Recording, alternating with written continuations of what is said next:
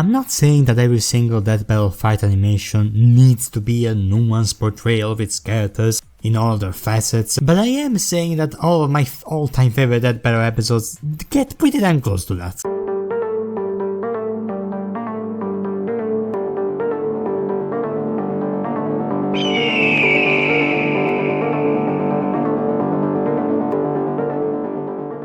Bakugo vs Reze unfortunately marks the worst experience I've ever had with a Death Battle episode so far, before, during and right after its release. I guess it's a somewhat positive sign that it took me this long for this to happen to me personally, but man, at least Kratos vs Asura had the hype before the episode dropped, but this was just exhausting. The community made it tiring.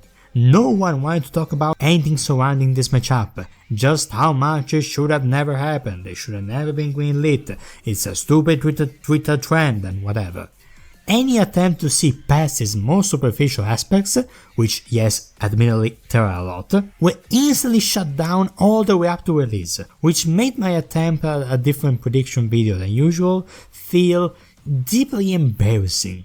I'm just embarrassed of believing in this matchup so much. The episode itself is perfectly fine, serviceable even, but man, I fucking hate using that word. I feel like a stuck-up pretentious critic. As soon as I saw the announcement, I thought it was gonna be a Gojo vs Makima type of situation, in which they saw a popular matchup, decided to work on it as soon as possible, and got rewarded for it with lots of acclaim and views. This did not happen for this episode. Thankfully, the Death Battle crew is perfectly fine with this video without this video's performing, so all is well and good. But maybe let's not do something as fucking stupid as hoping for this episode performance to be a quote-unquote lesson. The crew saw this matchup getting traction and tried to get on it as fast as possible. And just because it wasn't absolute cinema, I don't think that should mean the crew quote-unquote deserves a lesser performance. On my side of things, however, they did it.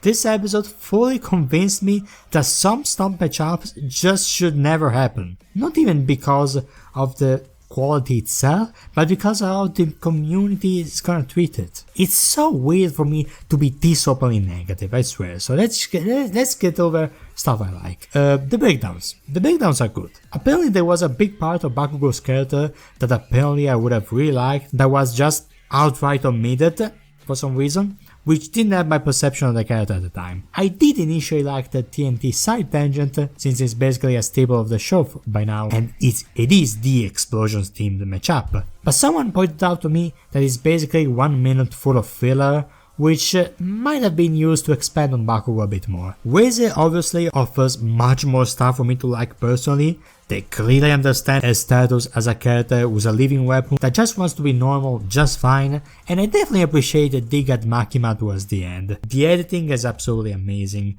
almost as much as last time a Chainsaw Man character was on the show. But they do completely gloss over as a notable part of Reze's character, which might sound small, but they kinda bled into the portrayal of Reze in the animation. I'm referring to the part where she doesn't just manipulate Denji and actually fall in love with him, but she actually offers him a chance to run away together, away from all this chaos. Which might sound small, but again, it kinda bled into Reze in the animation not offering Bakugo any chance to surrender or calm down quietly. I'll expand on this topic soon, but the more you remove facets of a character, the more you're kinda left with a inherently more superficial portrayal, which is thankfully a rarity in Death Battle these days, because of the aforementioned nuanced work they usually do with the characters now, but precisely because they outgrew this issue so much, it now pops up a lot more. Let's focus on the lack of a setup, for example, because okay, superficial matchup doesn't need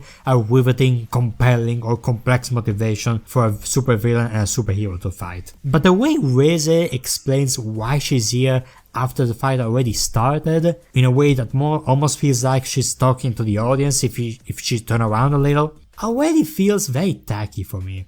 Going by the comment section, All For One is the obvious candidate for who would put a bounty on Bakugo's head, but many pointed out towards the Soviet Union, directly, and as funny as it is to say the words Katsuki Bakugo, enemy of communism, I actually don't mind this interpretation at all. The Soviets already have a bomb-themed super being that thrives on fear, and Bakugo is a bomb-themed superhero, so his whole existence kinda weakens the concept of dreading explosion-themed super beings, weakening the Bomb Devil in return. Kinda like a reverse of what Makima was trying to do with Chainsaw Man by turning him into a popular hero. This is, of course, just me putting more thought into this episode than intended once again. Which is something I've been doing ever since they announced it, and now I'm depressed again. Anyway, as a normie when it comes to My Hero Academia, Bakugo's characterization felt on point. Apparently, most people thought so too. And there is something very funny about him being the first My Hero Academia character to actively try to save people during animation. And you can definitely feel the fear and concern in his voice when Reze omni-mans through a bunch of them. Once again, I'll get into this scene shortly. The animation is gorgeous. For the most part, it's visual eye candy, almost on par with the previous My Academia episode. Unfortunately, it shares the same drawback as that one, the lack of impact. Despite this matchup being centered around explosions, and despite the gorgeous flashiness of the visuals, every explosion kinda feels the same regardless of size. I low-key love that something as raw and grounded as slowly choking out someone feels like the most impactful thing in a fight, but come on, these two are walking talking nukes if animated correctly. And it's a bit of a shame this fight lasts barely 3 minutes, but what can you do, that could be for a mountain of reasons that I don't really fault the animators for. Both voice actors do a great job, I'm not gonna lie. The two, oh damn, of Bakugo are particularly funny, and the VA for Reze is clearly having a blast, no pun intended, play into Reze's more seductive side. I have no reason to believe she would have captured the other side of Reze's character too, if she had them. Okay, so time to talk about the portrayal of Reze in this fight. The characterization. No, she will not fall in love with Bakugo just because he's a scruffy blonde schoolboy. No, she will not deliver a monologue about her backstory, and no, this is not the ideal matchup for her to see any parallels with the person she's fighting. That's for stuff like Annie from Attack on Titan or 2003 Terra. But just like Goku vs Superman the Third shown, all it takes is one line to get the nuances of a character right. For even just 1 second, you don't need her to get on her knees crying about her sad backstory or to confess her love for Bakugo. You don't need that. You don't need it. Raising this animation just doesn't have anything outside of her characterization as a villain. Picture you skipped the breakdown and went straight to the fight animation without any prior knowledge of Chainsaw Man or Reze as a character. Would you think Reze is anything other than an edgy seductress by this animation alone? I don't think you would. I just don't think you would. The thing about Reze and civilians is that yes, she kills people, but as collateral damage. Not because she goes out of her way to murder civilians. In fact, she goes out of her way to ignore them or do the opposite multiple times, like sparing Violence Fiend and Kobeni, or asking the Devil Division to hand over Denji, or every single time she offered the heroes to surrender. She does none of this to Bakugo, and I feel like that results in her missing a big chunk of herself before she starts missing big chunks of herself. Oh, but she's a terrorist. Oh, but she's a criminal. Yeah, but she's also a fucking character, you fucking moron. Let's compare this to the previous time Chainsaw Man was on the show. Makima's bout against Gojo. I was a pretty big defender of her portrayal in that episode when it first came out. Granted, that was a version of me that really needed to see her die horribly in utter panic and terror, so I was probably biased. But I still stand with the belief that they get way more things right than wrong. The problem is that the quote-unquote wrong part feels less like Makima and more like a cosplayer who just got the footnotes description of her character. Sexy mommy dummy. There's nothing wrong with leaning more into the sexier portrayal of a Chainsaw Man character, as that's a big part of its themes and such, or how Makima pretty much does love to dominate anyone whose names doesn't rhyme with Chiquita. But in animation, it's balanced out by stuff like her ignoring Gojo at the beginning, her cold bureaucratic demeanor, the stoic annoyance in regards to his powers, or the ruthlessly little passion for the movie-going experience. This is Makima. I don't feel comfortable saying that Battle doesn't understand or know to write Chainsaw Man as much as people are saying. But Reze just doesn't have that same level of nuance. The closest she gets is when she pulls a sneaky one on Bakugo in a human form. Probably my favorite part of this episode. Somehow they made the character quote-unquote default look feel hype. I have no idea how they did it. And this does fit into her quote-unquote fake pixie dream girl persona. Also, since I have now Makima on my mind again, I just can't help but think Save Me Dynamite was a reference to Save Me Chainsaw Man for the manga. And lastly, no, I don't think that Battle struggles with writing woman characters like some Twitter people said. They clearly more than delivered on that front multiple times, especially recently. But when it comes to villainess that even remotely not misstep into femme fatale territory, I think their brains go auga and the pen loses its trajectory. I mean, this is the third time now. They have no problem with any other type of female character, but they just need to control themselves with this one.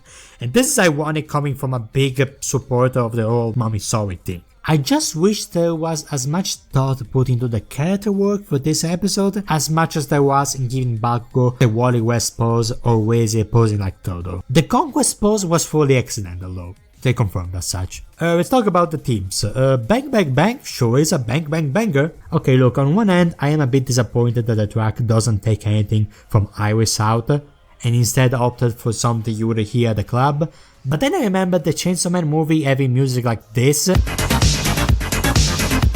and all click together much better. I like to think the title is a reference to the chapter Reze Fist appeared in, Boom Boom Boom being replaced with Bang Bang Bang, being a reference to, you know, Makima again. I was really hoping for her to cameo in this fight, like looking at the fight from afar, maybe hinting that this is happening because of her manipulation, and I would love anything that would make this episode more than it was. As for the narrative theme of this fight, look, I introduced this theme in my Bakugo vs Reze prediction video, so might as well bookend this. By carrying out the tradition of placing a slimy regeneration merchant up against a powerhouse with relatively inferior healing, aka the Terminator 2 special, Bakugo vs Reze is a typical brick vs blob matchup. The boss fight analysis. Look, on one hand, I do like that they acknowledge the visually very similar ways in which Bakugo and Reze move around, before metaphorically zooming out for a more detailed power scaling perspective. I was relieved to see Reze getting a full category and not have one like Yusuke did in the first episode for the season. That would have been even more humiliating. And I do appreciate they try to scale Reze as high as reasonably possible. Unfortunately, the last two things I said I kinda downplayed, but the sheer humiliation of Bakugo stomping horribly without any chain scaling whatsoever, which yes was always gonna be the case, but I do wonder if I would have had problems in an alternate timeline where they were both scaled as high as possible and the number difference was even more humiliating. Would I have been happier in that timeline? I honestly have no idea. As much as first made me laugh due to the sheer audacity of the meme usage, I really don't like Reze being reduced to quote Denji's girlfriend after the Chaos Queen. A lot of you will not like what I'm gonna say next, but in general, I could not help but notice a semi-aggressively sexist vibe in the way Reze was perceived before, during, and after this episode. I'm not saying any harm being done to her is sexist, or you can criticize her, or you can say anything because she's a girl, but when you draw her beheaded skull in a messed up situation as she struggles to form the words that symbolize her longing for a normal human life, I am gonna generally think there are some people in this community that might not be trusted to be alone with women. That's just me, I'm sorry. On the more positive topic of Bakugo Reze fan art, however, the guy that started all this is apparently pretty happy with this episode, and honestly, that's great. I don't know, 6 to 7 out of 10, I don't know, that's probably my ranking. Okay, so besides Bakugo vs Reze, I counted around 15 instances of good vs evil team Death Battle episodes, and I feel like making up for the short Bakugo vs Reze review with a semi-ranking video, because why not? I'm ranking this episode on a scale from 1 to 5 brain bots, you know, in celebration of Death Battle dropping Gru vs Megamind tomorrow as of the time you'll probably see this video. We shall look at overall fight quality, the dynamic between hero and villain, whether their powers and abilities mix well together, what's the thematic cohesion between the two, and if I can imagine the villain being part of the hero's quote-unquote rogues gallery as if this were a comic book or a Saturday morning cartoon, like, I don't know, Ben 10. Maybe even Arch Enemy status, who knows, but let's begin. Yoshi vs Riptor. This battle is 55 seconds long, there's barely any dynamic, Riptor doesn't fit at all, in fact feels photoshopped in Mario Land. Their only theme is that they're video game dinosaurs, and I cannot imagine this working. But it did lay the foundation for that battle sub-genre of good vs evil. I like to call it edgy vs absurd. You'll see a lot more of it pop up in much better forms throughout this ranking. 1 out of 5. Black Canary vs Sindel. The only things these two have in common is screaming loudly, knowing how to fight, and being married to rich men. That's literally it, and this fight knows it. What do you mean Scooby-Doo meets Fight Club? Why does Sindel pop up from behind the Shao Kahn's throne as if she was a gremlin? Okay, I do like Shao Kahn saying fight because, you know, it's a neat reference. And the part where Sindel overpowers the Sindel Banshee scream is pretty hype. The best part although is the line, "Can you fly?" said by Sindel, and that's the highlight of the episode, like of the fight. That's a really cool line. The kill, however, feels random. It's kinda like they decide to fight and then they randomly decided, okay, yeah, she can kill her here, and just, yeah. Besides a really good instructive lesson when it comes to decibels, you aren't gonna get much about this one, much out of this fight. 2 out of 5. Gray vs Esdet, the patient zero for questionably written mommy dummies in death battles. Anyway, there's a bit of stuff I like. I'm kinda mixed on this one. There's the creative stuff like her clones going up against her golems going up against Gray's clones, him turning debris into a shield, small precise projectiles against his big chunks, the sheer contrast between an anime where the power of friendship always prevails and the anime where apparently everyone dies, him hitting a storm, that's raw, or the death even. The fact that Esdet is shown to barely win, like almost as if she got extremely lucky by throwing a fake ice arm, showing that she would have barely died otherwise, showing that she barely made it out of this fight, giving Gray the honor of being one of the few dead bell combatants that leaves our opponent permanently maimed. That's really cool. Lost Ice Storms is one of those tracks that's in polar opposite quality to the fight animation, but honestly, I honestly don't really think there's much to hate in this fight. There just isn't much to love. It's the first time since Orc vs Doomsday where a villain triumphs against a hero, and it does, but I do appreciate Esdet having some respect for her opponent at the end. It fits with the might makes right persona. She's kinda Virtuite coded, now that I rewatched the episode. But I cannot imagine her being a normal member of Gray's Rogues Gallery, if he even has one, because like, she'd probably kill him way too many times to establish a relationship, you know? It's kinda like if Ben Affleck's Batman was always in the killer mood since the start of his career, and thus there never was any Joker or Harley Quinn. Yeah. 2.5 out of 5. Ghost Rider vs Lobo. It's a neat setup, I can fully understand this. It's kinda like Ghost Rider going up against the unstoppable bounty, with no shortage of sins.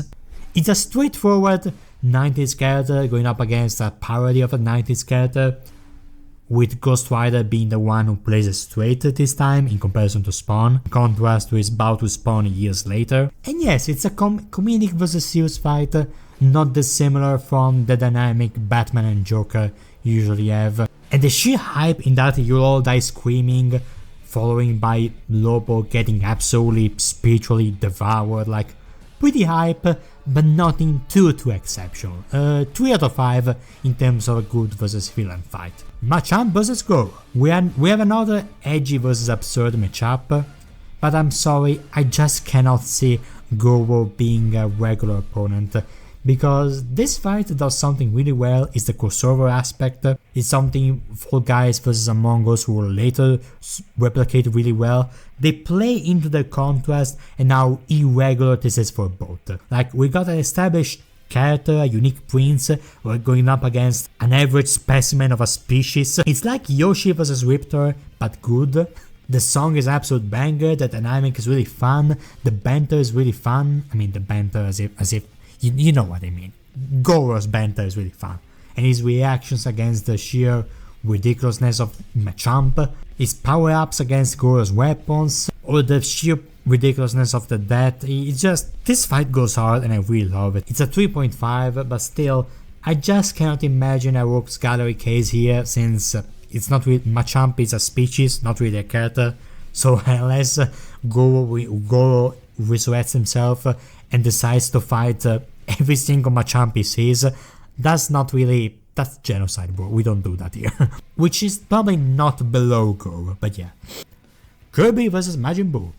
There's an actual setup. That actually showcases the similarities and contrasts, because they're both pink eaters, but one of them is invading and the other is defending. There's a really good clash between Kirby's wacky gadgets, whereas Majin Buu just keeps fighting like a Dragon Ball Z character. The explosions are hilarious. We got Majin Buu learning throughout the fight as he picks up new tricks from his opponent. The personality switch when he turns into Evil Buu, I think that's what it's called, is very apparent. Him bursting out of Kirby via interdimensional shouting is really cool. And I just really like, and Kirby going full Majin at the end screen is just really funny. Like, all of this works. This works really well as a good versus evil fight. I can totally imagine Majin Buu being a villain in Kirby, maybe one teamed after, I don't know, anime villains, since I don't know how the villains in Kirby usually are, but I don't know, Majin Buu, I feel like would feel pretty nicely as a more quote-unquote monstrous version of Kirby, kinda like Venom as Spider-Man, or how Reverse Flash was a monster in the first season of The Flash, you know, that type of villain. I feel like it would really work, and that's why it gets a 4 out of 5. Among Us vs Fall Guys. This episode learned all the right lessons from previous edgy vs absurd team fights. The music is a banger, the space part still gives me goosebumps in ways I cannot explain. The vibe is really charming, they both feel as if they're creatures from the same, not species, from the same series. They have a similarly absurd vibe, except one of them is more edgy, the other is more goofy. The animation for this transformation right here, the overall humor, how really adorable it can get at times, the crossover extravaganza that just openly embraced for all parties, the sheer crown priorities the Fall Guy has to the point of triumphing over an alien predator, or the fact that transforming into Pac-Man and eating a ghost is an actual win con. I don't care, it's a 4 out of 5 that has no reason to work this well. Yeah, I'm just gonna be honest. Gojo vs Makima. As I remember saying in my review, I really like how both Gojo and Makima have this, the detachment from others to their strength, but the very different ways they go on about it. I still think the view from above is such a perfect way to describe them, especially with how special both of their eyes are to their characters. The sheer unkillable nature, the quiet sadism they hide beneath a much more affable persona, there's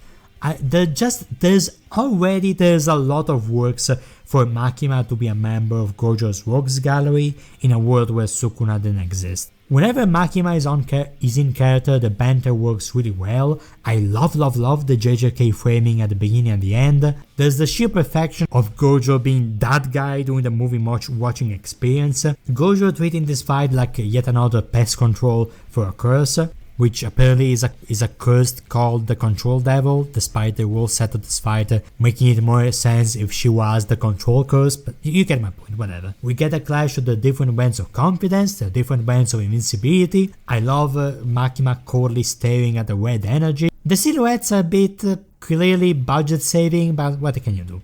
And I still have no clue which devil these weapons should represent. But I love how as soon as Gojo is heard, he says, nope, we're not risking that, unlimited void. Makima cackling like a witch it just crumbles the characterization for this episode, though. I'm sorry. If she just stopped to stare at Gojo like this as the portal opened, that would have been peak Makima. Well, she still would have lost because of playing around with Gojo like a James Bond villain, but I prefer a less effective but accurate Makima portrayal over a less accurate and less effective Makima portrayal. This shot is everything for me. The way the Infinity Void cosmic lines burst through the wings in her eyes, signaling how Gojo's powers are sounding limitless even past her control, it just chef kiss. And I love how Makima is one of those opponents that needed nothing less or pure disintegration in order for the other to win. Balrog vs TJ combo. You don't need me to describe this one. It has the most unique framing on the show. You can perfectly see these two being long-running rivals in either of the series. The music is amazing, the fight is amazing, the choreography, the impact, the commentary as if this was a real boxing match, details like TG fighting fair up until Balrog doesn't, or the sheer hype inducement of that first fight by the announcer. 5 out of 5, man, I don't care. Hulk vs Doomsday. Again, you don't need me to go over how amazingly this works as a hero vs villain fight. Doomsday is kinda like the embodiment of Hulk's rage without any of Banner's humanity, kinda like how Godzilla would have thematically played that role years later, but Doomsday having an actual voice and he just goes roar, or it's just a bit funny at times. I do appreciate the slight hints they deliver about him being the more intelligent of the two.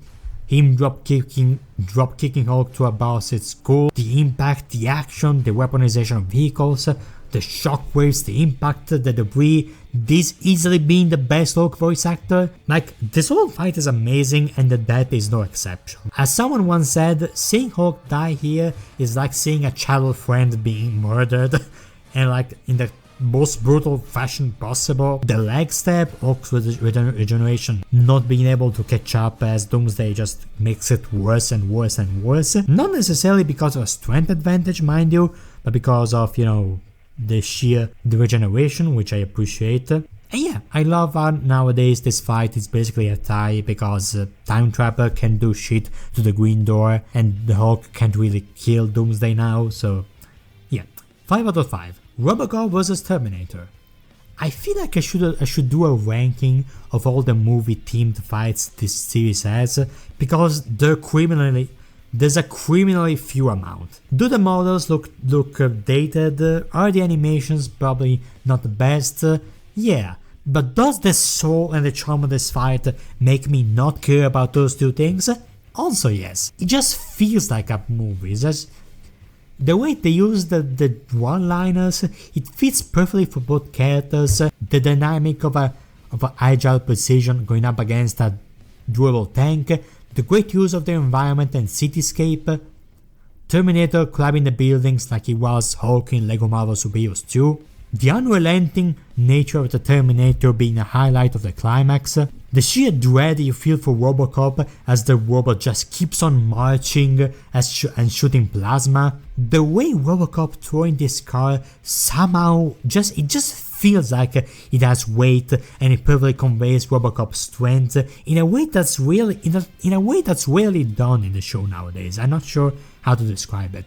The "what are you doing" is pretty funny, and that does everything about the finale. The heroic Terminator music, the human creativity in the way it dispatches of Terminator, the "I'll be back," or the way which hypes you up for an hypothetical sequel we never got. The other way Robocop mugs for the camera before kids started calling it aura farming and then poetically destroys the Terminator's skull, which I so much wish was an actual part of the fight. But still, it's a 5 out of 5 out of 5, I don't care. 5.5 out of 5, I don't care. Lex Luthor vs Iron Man. This is one of the best and longest fights in the show's history. There's a neat interplay of weapons. The Easter eggs they decide to focus for this setup for some reason work really well. The cool shot of Lex splicing the Batmobile in two. The fun banter between the respective brands of egos. It's not the power that wins but the ingenuity. The integration of the comic book line said by Iron Man as a villain being repurposed for triumphant line, the sheer whoa, whoa at the end, making for one of the most hype-inducing climaxes, the satisfying suit removal for Lex, and just how much Lex Luthor perfectly fits as an Iron Man villain. He's like the most natural comic book villain Iron Man can oppose right next to Norman Osborn or something, I don't know. 5 out of 5. Black Widow vs Widowmaker. Why isn't this episode talked about more?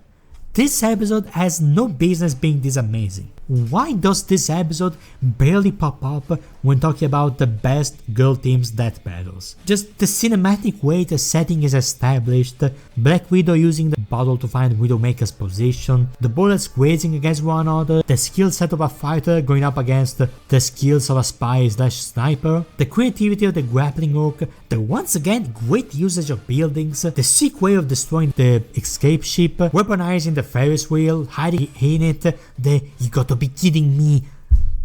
The sheer creativity of this environment is insane.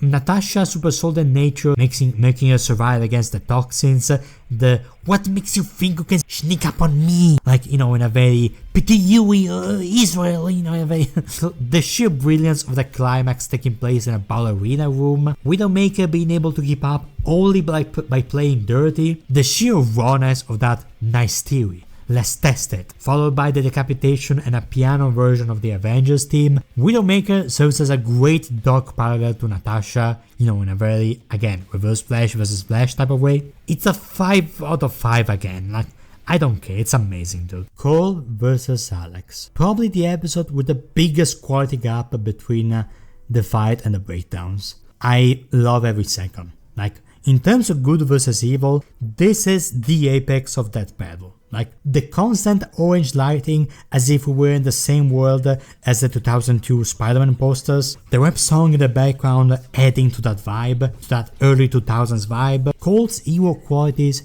being slightly enhanced compared to canon to make Alex's villainous sides pop off more, his snarkiness versus the edginess, how the powers bounce off one another perfectly, the sheer parkourness, verticality, usage of the city. I swear, I think I praised every single Death Battle fight that used the city in some way. The choreography is fucking amazing, Alex is chomping and using dudes, while Cole turns into and Cole uses the ice barrier that I'm pretty sure, if I remember from the game, only works against the villains, it doesn't hurt civilians. The way they bounce and clash against one another is so satisfying in this part right here. Alex weaponizing helicopters, Cole turning into a tornado in response to the truck, the Spider-Man / Green Goblin coded scene of Alex trying to get Cole to join him, which says so much with such little words, in a way that perfectly conveys Cole's snarky but pure-hearted heroism against Alex's almost Albert Wesker-esque vibe. Or this part right here that I'm just gonna unabashedly play because I love it every time. The only vermin I see here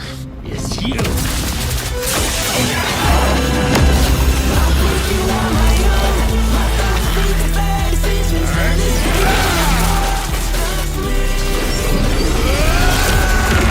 The music swelling in, the storm coming down on the tower, Cole prepping up with the two lightning sabers at hand, the sheer shock and outrage of Alex as he transforms into this form right here, the perfect choreography in this part right here as they bounce off each other and Cole goes stabby stab and they jump into the air as the sky looks like something out of a Renaissance painting, the sheer brilliance behind that good idea, and then the scream of Alex, Cole's last line being a perfect summary of his, again, he may be as snarky and jaded, but he's still 1% heroic and against Alex's edgy bullshit. Just, I love it. I love everything about this. In terms of good versus evil, it's a 6 out of 5. I don't care. And yeah, this has been a very weird Death Battle video. I mean, I guess the topic was hero versus villains. I'm not sure how I would rank Reze versus Bakugo in this metric. Maybe, I don't know, fucking know. 3 out of 5? I don't know, something like that. Well, I figured I'd made something a bit different, a bit more morally classic, since we're gonna see villain versus villain clash tomorrow. But until then, doing also water, I'll do the same. Haku Krypton, hoping I made your day slightly more morally superior? No, that will never fly. No, that doesn't work. Bye!